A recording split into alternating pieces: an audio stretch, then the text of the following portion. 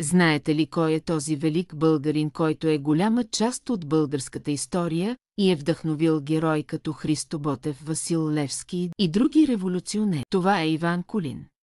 И сега ще ви представя 7 факта, които всеки българин трябва да знае. Иван Кулин. Роден през 1803 година и умира 1870 година. Като за целият този период е постигнал много неща, които ще чуете, и е вдъхновил велики революционери като Васил Левски, Христо Ботев и Георги Раковски. Той участва в 4 въстания срещу османската власт, като организира 2 от тях. Заради това е лежал в затвора във Видин, но това не му попречило, той продължил делото си след като излязъл на свобода.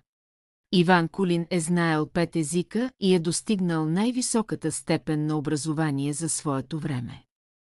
След като излязъл от затвора, заслужено е избран за кнез на село Метковец.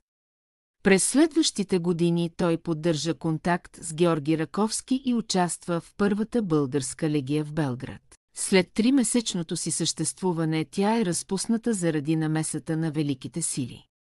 Той участва и в Българския комитет на Любен Каравелов и оглавява организацията на голямата заичарска чета, но не успяват да преминат през сръбско-османската граница. След като е бил изпратен на заточение, той използва смута покрай събитията около Кримската война, за да избяга и изминава 800 км пеша от Мала Азия до село Метковец.